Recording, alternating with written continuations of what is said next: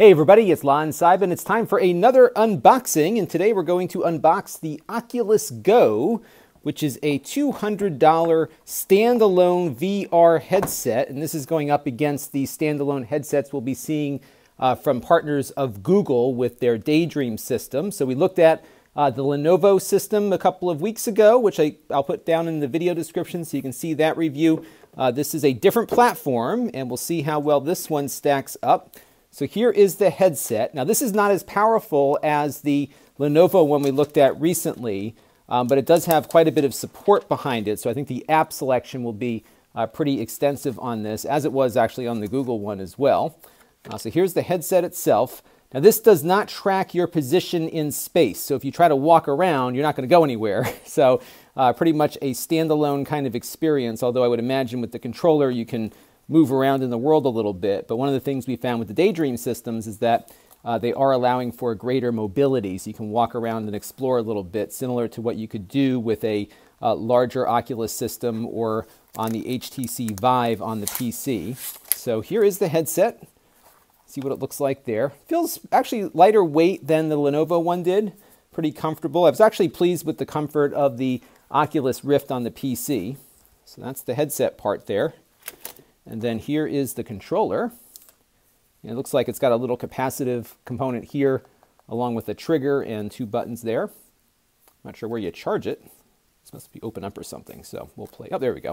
So it looks like you put a, oh, it looks like it takes a AA battery. That's pretty cool. That should be easy to keep charged. And then in here, we have, it looks like a alternative whatever it is, to eye space. Okay, this is for eyeglasses, so you can put that in as a spacer if you're wearing glasses. Here you've got your power adapter to charge it up with. You get a battery in the box. This is not an alkaline battery, but a dry battery, so I'm guessing that controller doesn't eat up all that much power, so that's good to see there. You have a little carrying thing for the wrist strap for the controller. And then in here, we've got what looks like a USB cable. This is micro USB for charging.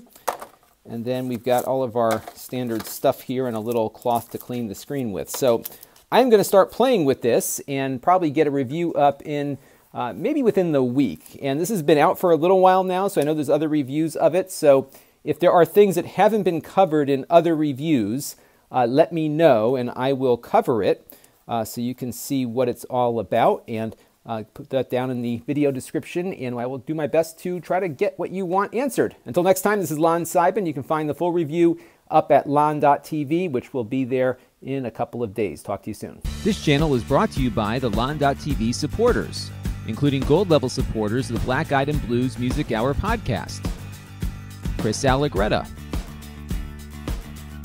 and Kalyan Kumar. If you want to help the channel, you can by contributing as little as $1 a month.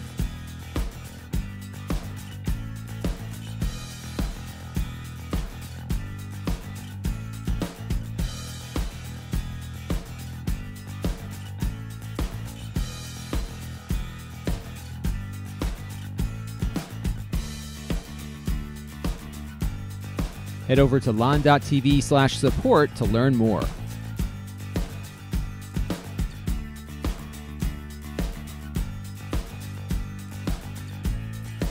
And don't forget to subscribe. Visit lon.tv/s.